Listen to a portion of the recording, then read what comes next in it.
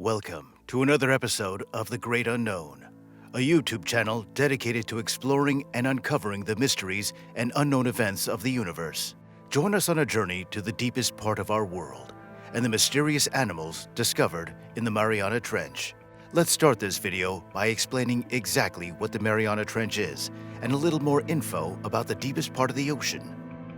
The Mariana Trench is a long, narrow depression in the floor of the western Pacific Ocean, located about 124 miles east of the Mariana Islands. It's a cavernous area on the ocean floor with a depth of approximately 36,201 feet, or almost 7 miles.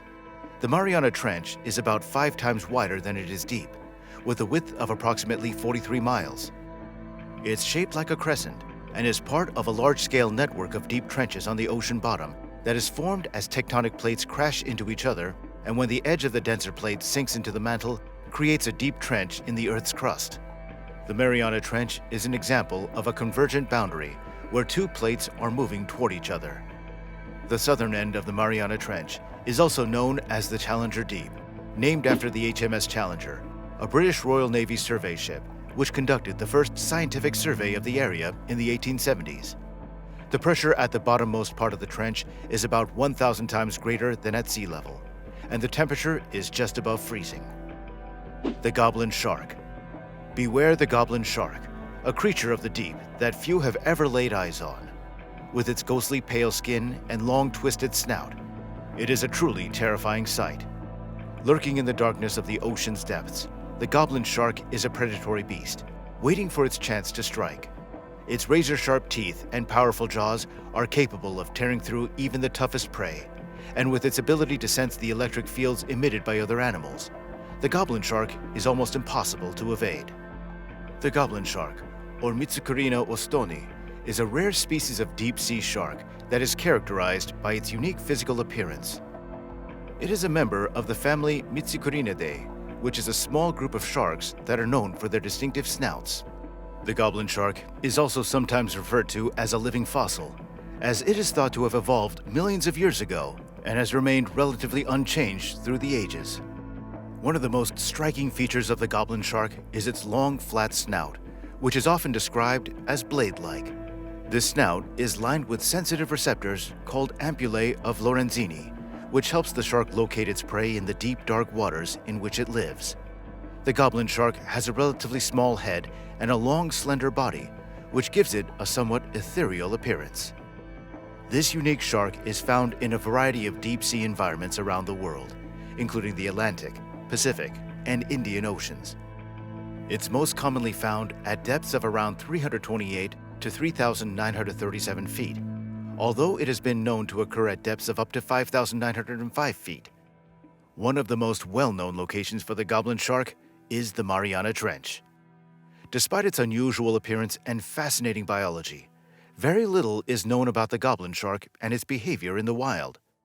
This is due in large part to the fact that it is a rare and elusive species that is difficult to study.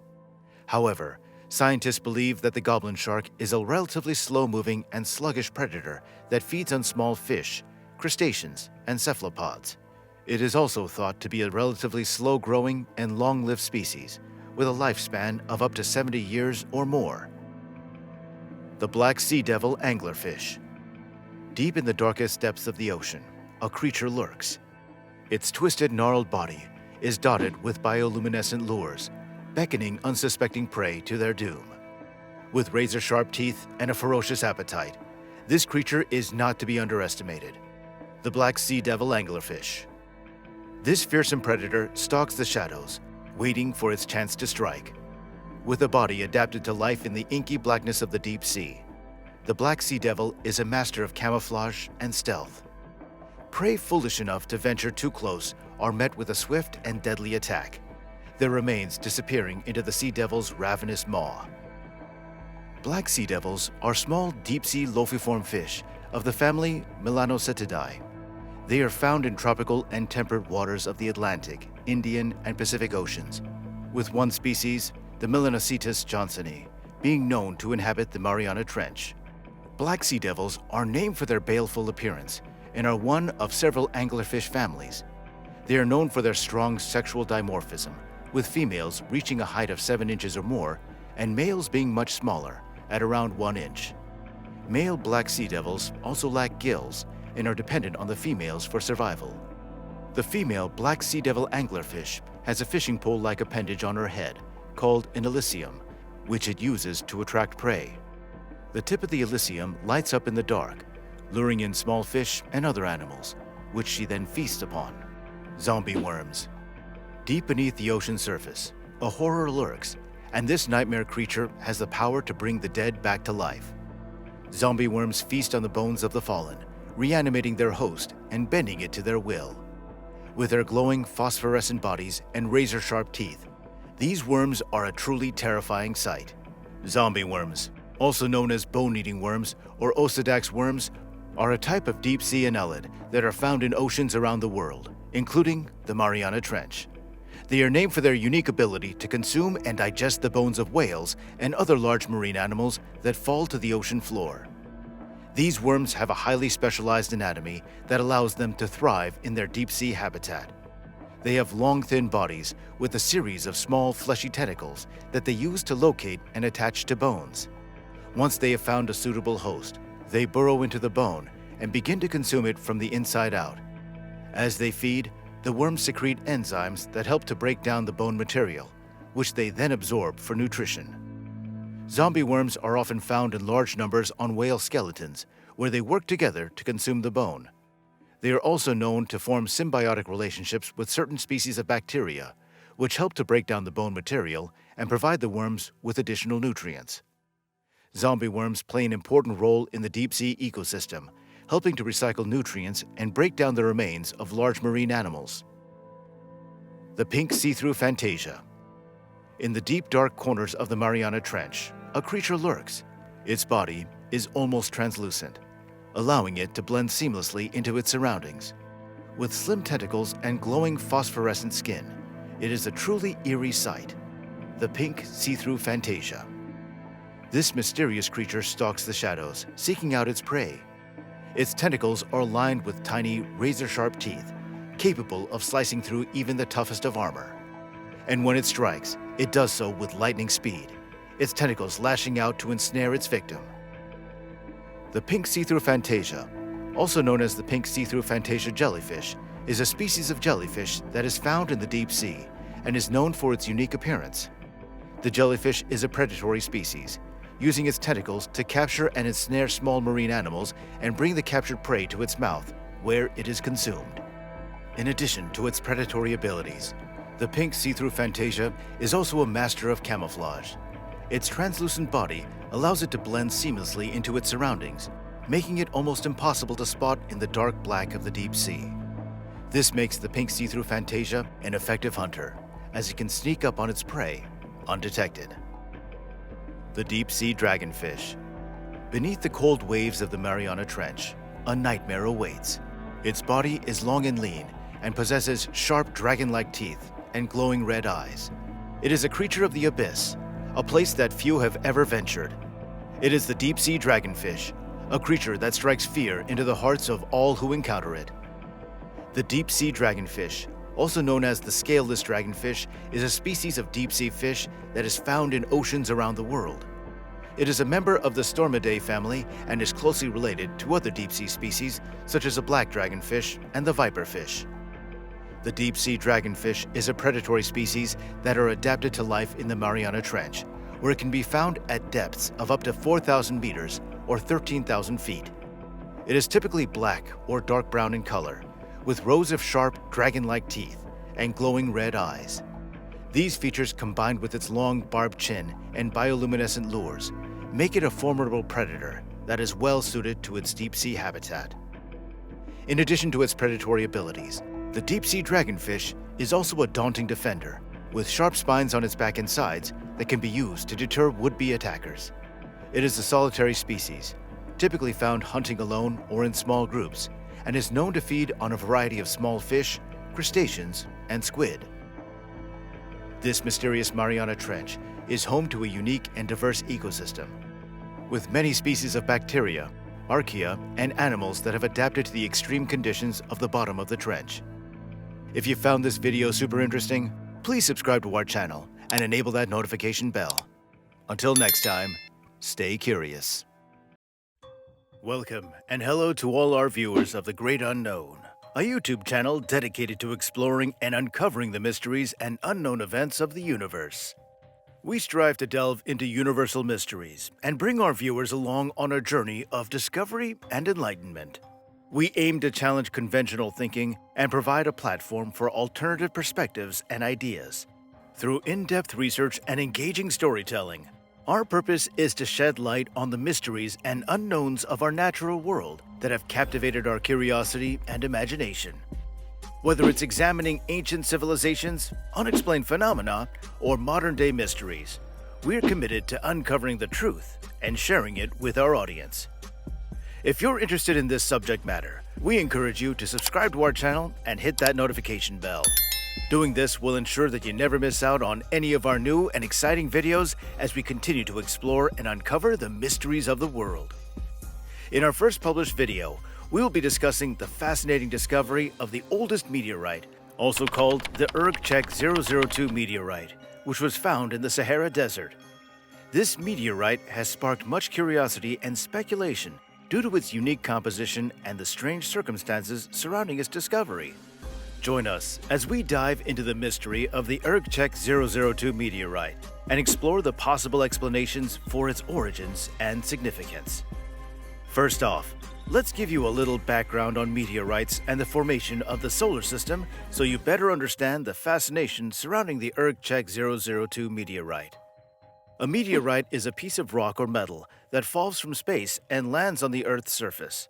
These rocks and metals are called meteoroids when they are still in space, and they become meteorites when they land on the Earth's surface. Meteoroids are formed when larger objects, such as asteroids or comets, break apart or collide with each other in space. When a meteoroid enters the Earth's atmosphere, it begins to heat up due to friction with the air. This causes the outer layers of the meteoroid to vaporize, creating a glowing trail of gas and dust that we call a meteor. If the meteoroid is large enough and doesn't completely vaporize, it can survive the trip through the Earth's atmosphere and land on the surface, where it becomes a meteorite.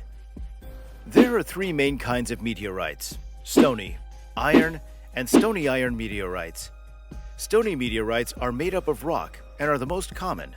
Iron meteorites are made up of mostly iron and nickel, and they are usually heavy and dense. Stony iron meteorites are a combination of both stony and iron meteorites and are relatively rare. Meteorites are important because they can give us insights into the early solar system and the formation of the planets. They also help us understand the composition and structure of objects in space and how they have changed over time. Scientists study meteorites to learn more about the early solar system and the conditions that existed when the planets were forming. But what exactly does the early solar system mean? Well, the early solar system refers to the period in the history of our solar system when the sun, planets, and other celestial bodies were forming and evolving. This period lasted from the formation of the solar nebula, a cloud of gas and dust that surrounded the newborn sun, to the point when the solar system reached its current configuration. During the early solar system, the solar nebula collapsed under its own gravity and began to spin, forming a disk of material around the sun. Within this disk, small particles of dust and ice began to stick together and form larger and larger bodies, eventually forming the asteroids, comets, and planets that we see today. The early solar system was a dynamic and chaotic place, with objects colliding and interacting with each other in complex ways. It was also a time of great change and evolution, as the solar system underwent many transformations as it formed and matured. Today, we're able to study the early solar system through the use of advanced telescopes, spacecraft, and other tools that allow us to observe the celestial bodies and features that remain from this period. By studying these remnants, we can learn more about the early solar system and the conditions that existed at the time. So, on the back of all this information, it might be more understandable the absolute fascination surrounding the meteorite found at Adrar, Algeria, in the Sahara Desert in May 2020. Scientists continue to try to understand how a meteorite rock, which is 4.6 billion years old, ended up in the desert in the middle of nowhere. Since its finding, the rock has been under study and scrutiny to help scientists piece together this piece of planetary history. During the month of May in 2020, a team of scientists conducting a survey of the Saharan desert came across an unusual rock, which they initially believed to be a terrestrial boulder. Upon closer inspection, however, they realized that the rock was not of terrestrial origin. Further analysis revealed that it was a meteorite, essentially a piece of rock or metal that has fallen to Earth from outer space. This ancient meteorite is believed to have originated from the asteroid belt between Mars and Jupiter and is believed to be the oldest meteorite ever discovered. The team conducted a series of tests on the meteorite in order to determine its composition, age, and origins. These tests likely included a variety of analytical techniques, such as chemical analysis, microscopy, and spectroscopy, which allow researchers to determine the elemental and molecular makeup of the meteorite. It's believed that scientists may have used radiometric dating techniques to determine the age of the meteorite. Radiometric dating involves measuring the levels of certain radioactive isotopes present in the meteorite and using this information to calculate its age. This is typically done using a mass spectrometer, which can accurately measure the levels of different isotopes present in a sample. The team may have also conducted physical tests on the meteorite, such as measuring its density and conductivity, to gather further information about its properties and characteristics. Other tests done might possibly include X-ray fluorescence or inductively coupled plasma mass spectrometry to determine the elemental composition of the meteorite.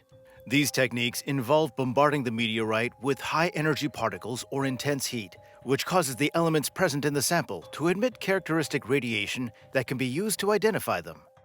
The researchers likely also use techniques like scanning electron microscopy or transmission electron microscopy to examine the meteorite at a very small scale, allowing them to study the structure and composition of individual grains or crystals within the sample.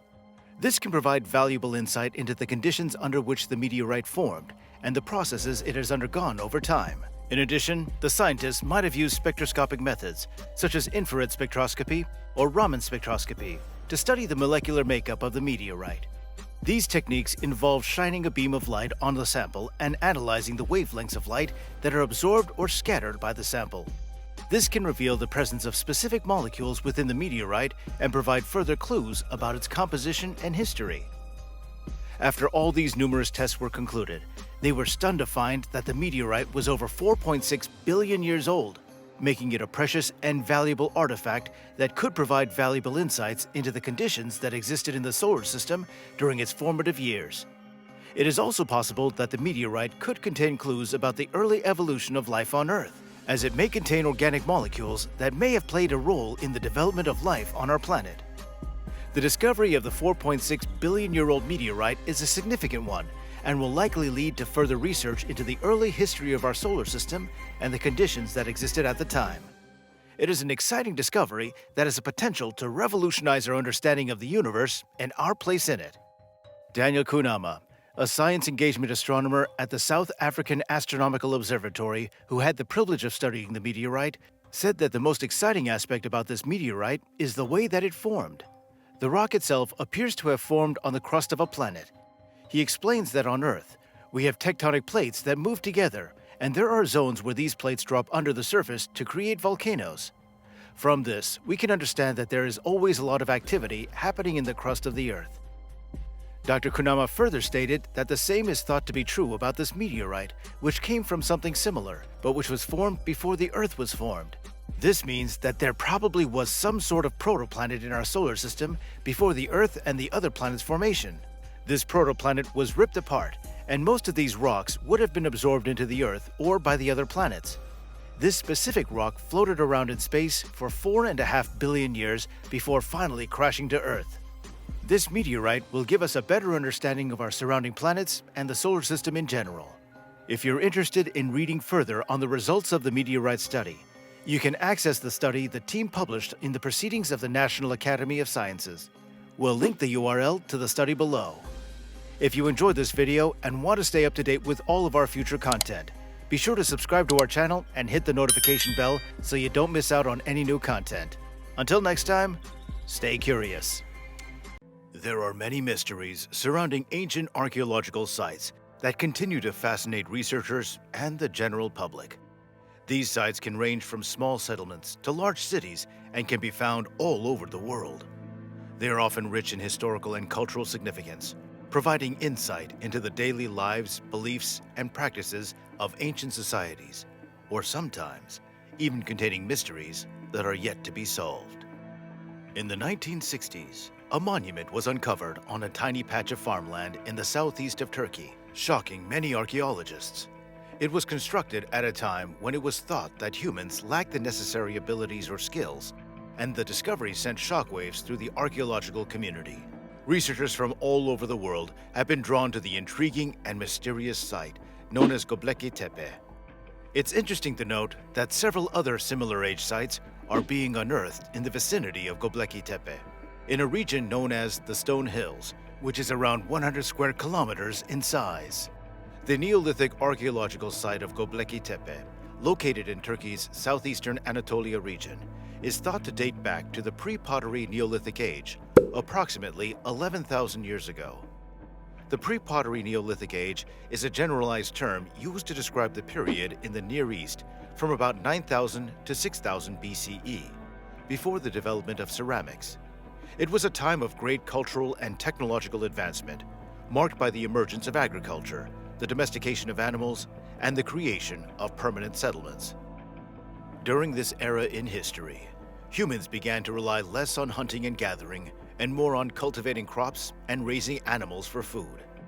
This shift led to the development of new technologies, such as irrigation systems, which allowed people to efficiently produce food. This period is also notable for its artistic and architectural achievements, and societies built elaborate structures, such as the Göbekli Tepe Temple.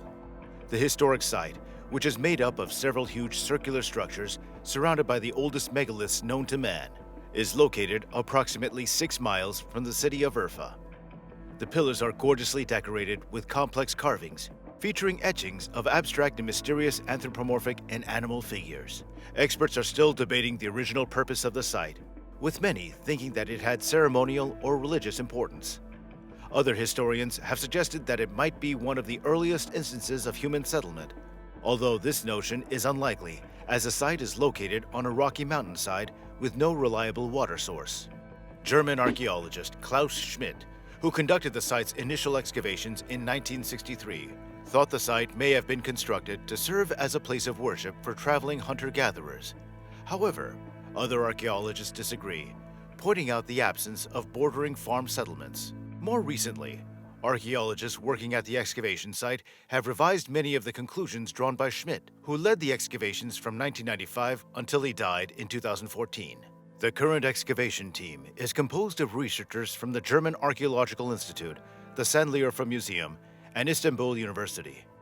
Göbekli Tepe was named a UNESCO World Heritage Site in 2018 as one of the first examples of human-made monumental architecture. Interestingly, according to ground-penetrating radar studies, only 5% of Göbekli Tepe has been excavated to date. The historic site faces external dangers, though, such as looting and erosion. If you're wondering why the site was abandoned, you're not alone in your ponderings. There are several theories as to why the ancient site was deserted, with one possibility being that the site was abandoned due to war or skirmishes and that people may have been forced to leave the area for safety reasons. Environmental factors such as drought, famine, or disease could also have contributed to people deserting the area. It is also possible that the site simply lost its relevance over time, and people's beliefs or way of life changed. Another mystery surrounding Göbekli Tepe is why the site appears to have been deliberately buried rather than naturally covered by sediment, as hilltops are usually areas where soil is lost rather than gained, so it is unlikely that the site was buried through natural processes. Experts speculate that the burial may have been done to preserve the site for future generations or to protect it from the sacrilegious actions of outsiders. Alternatively, the burial could have been a way to desanctify the site if it was no longer needed as a religious location. In many cultures, buildings that are believed to possess supernatural or godly powers must be altered or destroyed when they are no longer needed. Without written records from the time, it is difficult to say for certain why Göbekli Tepe was abandoned and buried, and further research and excavation may help to shed some light on the mystery. We've compiled a few interesting facts on Göbekli Tepe, so don't go anywhere just yet. The site is old. We've already established that it's ancient, But to put a little perspective on things, the dating of Göbekli Tepe suggests that it's approximately 6,000 years older than renowned Neolithic structures like Stonehenge and the Giza pyramids. This is an impressive feat, as it means that Göbekli Tepe was built around the same time that the Würm Glacial Age was ending in Europe, and the environment was slowly changing to support a larger human population. Western Europe likely had a relatively small human population during this time, consisting primarily of hunter-gatherers. Over the subsequent centuries, fluctuating temperatures and rising sea levels led to the formation of islands like Great Britain and Ireland, and the sinking of the continental shelf known as Doggerland, which once connected Scandinavia to the rest of Europe. The people of Göbekli Tepe may have eventually been displaced by farming communities from the region. Another little-known fact is that it might be connected to Karahan Tepe. Karahan Tepe, a site located near Göbekli Tepe, is often referred to as the sister site of Göbekli Tepe due to the many similarities between the two. Karahan Tepe was discovered in 1997, but it was not until the year 2000 that a systematic survey was conducted. This survey uncovered pools carved into the rock layers, as well as a large number of stone tools, such as chisels, adzes, beads, grindstones, pestles, and fragments of stone pots. The presence of flint and obsidian tools, including blades, arrowheads, and scrapers, suggests that the people who lived at Karahan Tepe relied on hunting, gathering, and animal farming for their livelihood, rather than agricultural farming. Much like Göbekli Tepe, Karahan Tepe has circular structures and ceremonial structures cut into the bedrock. One such structure is a rock-cut chamber featuring 11 giant phalluses and a head with a snake's body. In contrast to Göbekli Tepe, which has a large number of animal carvings but relatively few representations of people, Karahan Tepe has more depictions of human beings. This site too was abandoned and buried by its inhabitants. In addition to Karahan Tepe, there are at least 11 other unexcavated sites in the region that are thought to be similar to Göbekli Tepe and Karahan Tepe, which in total form a cluster of settlements covering an area of more than 100 kilometers. Yet another concept regarding the purpose of Göbekli Tepe is that it might have been constructed as an observatory. The possibility the site was used as an astronomical observatory has garnered attention due to the apparent position of the site with the night sky, as well as the presence of carvings that may depict a comet collision at the end of the Ice Age. If either of these claims is ever proven to be true, it would make the site an incredibly significant discovery, as it would be the oldest known example of human curiosity in the heavens. However, many researchers are skeptical about this idea, citing evidence of disturbance and reuse of the site's features over time. For example, studies have shown that some of the pillars at Göbekli Tepe may have been removed and reused elsewhere, while succeeding civilizations have also altered the position of some pillars and broken off pieces. These disturbances will make it difficult to correctly determine the original arrangement of the site, which is crucial for understanding its possible astronomical significance. In addition, the dating of Göbekli Tepe is somewhat controversial, with some estimates placing it in the pre-pottery Neolithic period of 10,500 to 6,500 BC, and others in the early Neolithic period of 9,000 to 8,000 BCE. The uncertainty surrounding the age of the site further obscures the understanding of its purpose. Despite these challenges, researchers continue to study Göbekli Tepe in an effort to understand its possible astronomical significance. It's clear that the site was important to those who built it, and further research may help to understand the reasons for its construction and its role in ancient societies. Well, that's it for today, folks. If you enjoyed this video and want to stay up to date with all of our future content, be sure to subscribe to our channel and hit the notification bell so you don't miss out on any new content. Until next time, stay curious. Welcome to another episode of The Great Unknown, a YouTube channel dedicated to exploring and uncovering the mysteries and unknown events of the universe. If you enjoy these types of topics, we recommend subscribing to our channel and enabling notifications. By doing so, you'll be sure to never miss any of our new and exciting videos as we continue to delve into the mysteries of the world. Today, we're diving into the fascinating subject of Antarctica, which was once a tropical paradise, and how the continent has transformed into an icy wasteland. If you were to win a trip to Antarctica today, you would likely see and experience a wide range of stunning landscapes, wildlife, and natural phenomena. Upon arriving in Antarctica, you experience a vast expanse of ice and snow that covers much of the continent, with towering glaciers and ice shelves extending out to sea. The continent is home to a variety of habitats, including ice caps, glaciers, ice shelves, and rocky coastal areas. As you explore the region, you have the opportunity to see a variety of wildlife, including seals, penguins, whales, and a variety of bird species. You might also see an assortment of marine life in the surrounding waters, such as krill, squid, and a variety of fish species. The weather in Antarctica is extremely cold and dry, with average temperatures ranging from -10 to -30 degrees Celsius, which is -14 to -22 degrees Fahrenheit, depending on the location and the time of year.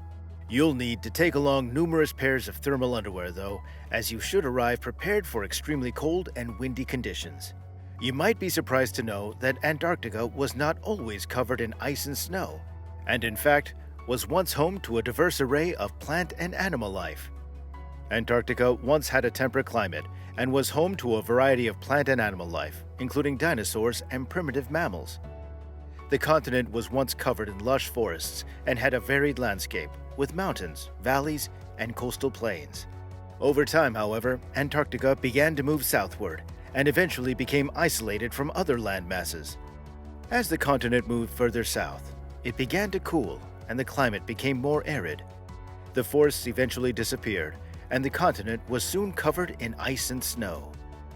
Today, Antarctica is a harsh and unforgiving environment, and the continent is largely uninhabited by humans, and is instead home to a variety of hardy plant and animal species that have adapted to the extreme conditions.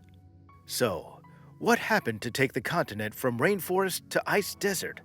Let's take an in-depth look at how Antarctica changed over the millennia, approximately 550 to 180 million years ago. Antarctica was part of the supercontinent known as Gondwana. This continent was connected to South America, Africa, the Arabian Peninsula, the Indian subcontinent, and Australia. However, the breakup of Gondwana began during the Jurassic period. It is believed that the continent of Antarctica began moving toward the bottom of the planet around 180 million years ago. According to fossil evidence found beneath the ice caps, it was thought that Antarctica was once a very warm place. In fact, the climate was tropical, similar to what we see today near the equator. Scientists made a significant discovery while exploring the seabed at Wilkes Land in eastern Antarctica, where they found fossils containing pollen from plants that only thrive in tropical environments. These same types of pollen have also been found dating back millions of years near the Arctic Circle. It is believed that the eastern region of Antarctica did not experience freezing winters, as tropical vegetation is not able to withstand cold temperatures. Instead, it is thought that the average wind temperatures in this region were similar to those found in South America. It was previously believed that Antarctica experienced high temperatures for the first time just before the Eocene period, approximately 56 million years ago. However, paleontologists have discovered additional fossilized plants dating back to the Devonian period, between 419 and 358 million years ago, indicating that this pattern of warm temperatures in Antarctica is not a new phenomenon. Approximately 100 million years ago, the Earth experienced a prolonged heat wave which caused a global increase in average temperature, leading to changes in vegetation. During this time, Antarctica was home to a diverse array of trees, plants, and flowers, including palm trees and relatives of the tropical baobab tree. The continent's climate was more flexible and supported a range of ecosystems during this period. At higher elevations and inland, researchers found evidence of plants that are typically found in mild rainforests, such as southern beech. The fossils discovered on the continent allowed researchers to understand how some plants were able to survive mass extinction events, while others were not. Additionally, on Seymour Island, scientists found evidence of brood balls, essentially a ball of dung wherein female dung beetles lay their eggs, suggesting that these insects had a food source on the continent. Later, remains and isolated teeth belonging to several different types of mammals in the area were found. These included ancient marsupials, such as the Colo Colo opossum, a small insect-eating marsupial native to South America, and the Antarctodolops, which was described as resembling an opossum. The first recorded fossil of this species was discovered in 1984. In addition, a toe bone was found, leading scientists to believe that the continent was also home to a group of mammals known as Xenarthra, which includes modern-day sloths. These animals evolved in South America, as did the descendants of a hoofed mammal called Notiolophos, which was also found in Antarctica. Based on the analysis of the small size of their teeth, it is thought that these creatures fed on small branches and saplings. The presence of these creatures suggests that Antarctica was once a suitable habitat for land mammals. However, scientists are still working to understand the timeline of how the continent transitioned from a tropical region to the frozen, inhospitable environment it is today. It is believed that around 56 million years ago, South America began to separate from Antarctica. Approximately 16 million years later, Australia and Antarctica began drifting apart in the sea. The Drake Passage, another natural channel, formed between 36 and 23 million years ago, further evidence of the gradual nature of the continental drift. Antarctica used to serve as a land bridge between South America and Australia. But as it separated from these continents and moved south, a new force emerged in the Southern Ocean called the Antarctic Circumpolar Current. This current flows from the west to the east and is considered the most powerful current in the world. The Antarctic Circumpolar Current is able to reach Antarctica because there is no land to block its flow, and it prevents warm water from reaching the continent. It also brings cold water from the ocean floor to the surface, leading to a drop in temperatures on the isolated continent. While there is not enough evidence to establish a direct connection between the rise of the ice glaciers in ancient Antarctica and the Antarctic Circumpolar Current, climatologists believe that the current is between 41 and 23 million years old. Ice glaciers in Antarctica began forming approximately 36.5 million years ago and have continued to spread across the continent, leading to the disappearance of vegetation. According to a fossil study that examined plant samples from the region, it was found that the variety of plants decreased and that tropical plants were gradually replaced by temperate forests filled with southern beech trees, which also eventually disappeared about 2.5 million years ago. Today, Antarctica is a largely barren continent with only small amounts of moss, algae, and lichen present. While Antarctica became a relatively lifeless landmass, Australia and South America flourished. One thing these three regions had in common was the presence of marsupials. In Australia, marsupials such as kangaroos, wallabies, and the now extinct thylacine multiplied. Fossil records show that kangaroos have existed for at least 20 million years. New DNA evidence indicates that the oldest marsupials lived in South America approximately 70 to 80 million years ago. It is believed that these marsupials migrated from South America to Antarctica when the two were still connected and then crossed over to Australia. This explains the similarities in species found on both continents, although they evolved differently in their new habitats. This is the tale of how Antarctica transformed from an ancient tropical rainforest into a snowy landscape. With ongoing climate change causing warming in Antarctica and the shrinkage of its massive ice sheet, some scientists are wondering if history will soon be repeating itself. Only time will tell, I guess. If you enjoyed this video and want to stay up to date with all of our future content, be sure to subscribe to our channel and hit that notification bell so you don't miss out on any new content. Until next time, stay curious. Mysterious texts have always held a certain fascination for readers and scholars. These written works are often characterized by their enigmatic nature, with coded messages, hidden meanings, and clues that need to be deciphered in order to fully understand their content. Whether you're a mystery lover or simply enjoy a good puzzle, mysterious texts offer a unique and captivating reading experience. So, what exactly is the Voynich manuscript? Well, in short, the Voynich manuscript is a cryptic document that has puzzled and intrigued scholars and cryptologists for centuries. The Voynich manuscript is a unique and enigmatic handwritten book that is filled with strange drawings and symbols, and it is written in an unknown script that does not resemble any known language. Some of the drawings depict plants, animals, and people, while others are more abstract and appear to be diagrams or charts. The origins of the Voynich manuscript are shrouded in mystery, and it is unclear when the document was created or who wrote it. Some scholars believe that the manuscript was created in Europe in the early 15th century, around the same time as the Gutenberg Bible, while others believe it could be of Middle Eastern or Asian origin. The manuscript is named after Wilfrid Voynich, a Polish rare book dealer and collector who acquired it in 1912 from the Jesuit college at Frascati, near Rome.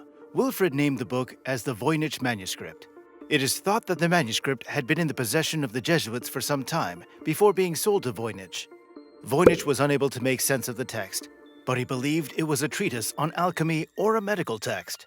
He published a facsimile edition of the manuscript in 1912, which helped to increase public interest in the document. The first known mention of the manuscript is in a letter written by Johannes Marcus Marci, a Bohemian physician and scholar, in 1665. Marci sent the letter to Athanasius Kircher, a Jesuit scholar, and included a copy of the manuscript.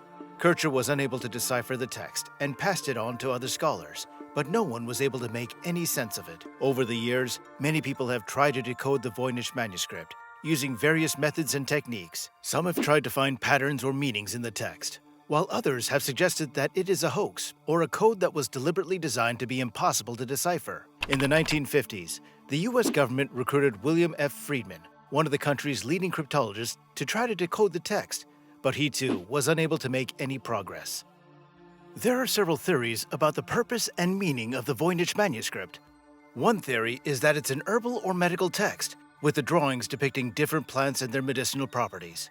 This theory is supported by the fact that many of the drawings in the manuscript appear to depict plants and herbs, and some of the text seems to contain descriptions of medical treatments or remedies. Another theory is that it's an alchemical text, with the drawings representing chemical reactions and processes. This theory is supported by the fact that many of the drawings in the manuscript appear to depict alchemical symbols and equipment. Some experts have also suggested that the Voynich manuscript may have been created as a way to hide or protect sensitive alchemical knowledge. A different suggestion is that the manuscript is a code or a cipher, deliberately designed to be impossible to decipher. According to this theory, the text and drawings were created as a way to hide information or as a way to protect sensitive knowledge. Some experts have suggested that the language is based on a combination of Latin, Hebrew, and other languages, and that it was created by a group of intellectuals or scholars who wanted to protect secret information. Other experts have suggested that the Voynich manuscript may be written in an unknown natural language, possibly an extinct or ancient dialect. Some have even suggested that it may be written in a language that was spoken by an advanced civilization, such as the ancient Egyptians or the Maya. Despite the many theories, no one has been able to definitely decode the Voynich manuscript, and it remains one of the greatest mysteries in the world of historical documents and manuscripts. Over the years, the Voynich manuscript has gained a reputation as a kind of holy grail for cryptologists and codebreakers. Many people have become obsessed with trying to decipher it, and there are even organizations and groups dedicated to solving the mystery of the Voynich manuscript.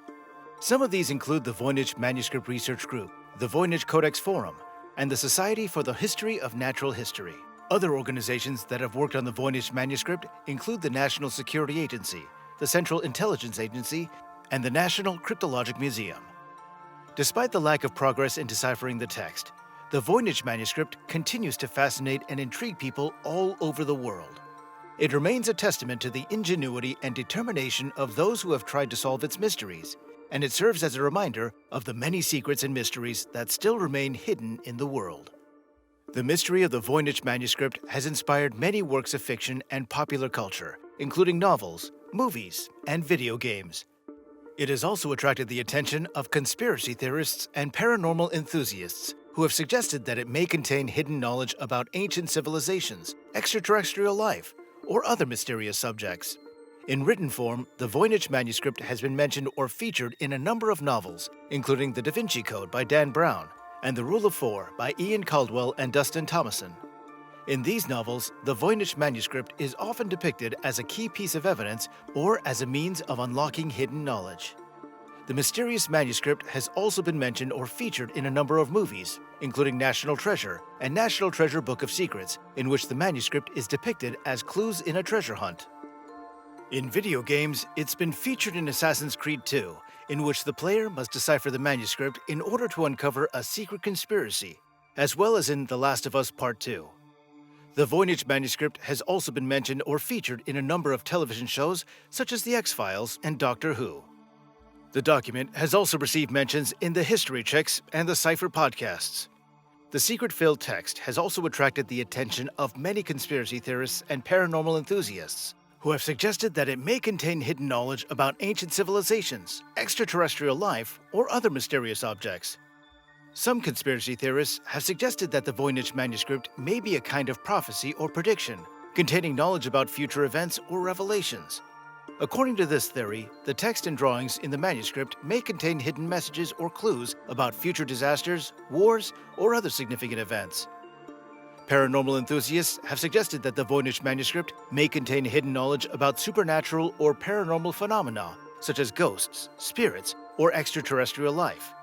According to this theory, the text and drawings in the manuscript may be a kind of instruction manual for accessing or interacting with these phenomena. While these theories are certainly interesting and intriguing, they are largely unsupported by any concrete evidence and remain largely in the realm of speculation and conjecture. The manuscript is currently held at the Beinecke Rare Book and Manuscript Library at Yale University in New Haven, Connecticut, USA. It is one of the most famous and mysterious manuscripts in the world, and is a subject of ongoing research and study by scholars and enthusiasts.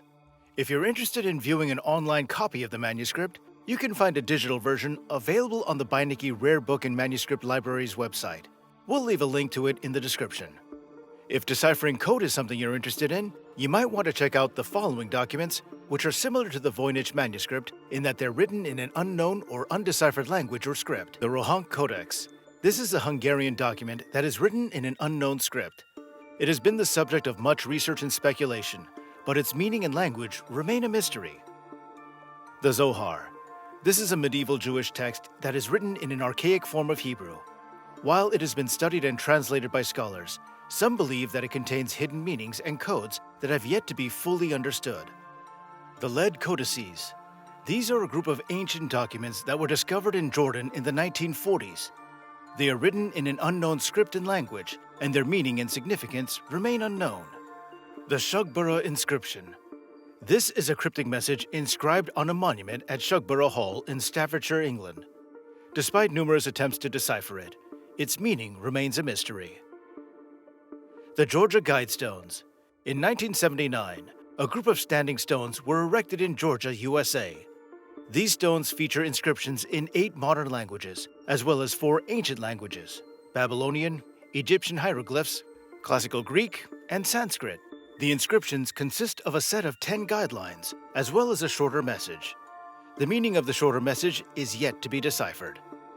Despite the many theories and speculation about the Voynich manuscript, one thing is certain: it is a unique and mysterious document that continues to captivate and intrigue people all over the world. Whether it's a code, a cipher, a constructed language, or a secret message from the aliens, the Voynich manuscript remains one of the most fascinating documents in the world, and it is likely to continue to be a source of fascination and mystery for many years to come. To ensure that you don't miss out on any future content, consider subscribing to our channel and enabling notifications. This way, you'll be kept informed about new videos and updates. In the meantime, don't forget to stay curious. In the heart of Italy lies a small city that has long been shrouded in mystery and secrecy. The Vatican City is a place of great intrigue and fascination, with a rich history that stretches back centuries. It is said to hold many secrets, hidden from the outside world by a select few. Those who have ventured within its borders have returned with tales of strange happenings and unexplained phenomena. Whatever the truth may be, one thing is certain: the Vatican City remains a place of great fascination and mystery, drawing the curious and the brave from far and wide.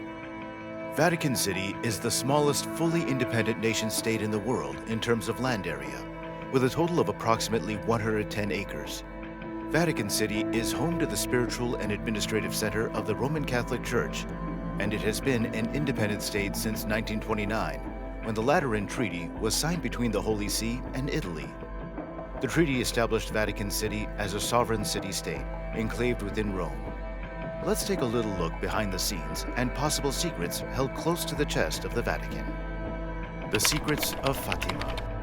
The Fatima secrets are a set of predictions that are believed to have been revealed to three Portuguese child shepherds, Lucia Santos and her cousins, Francisco and Jacinta Marto, by the Mother Mary in 1917.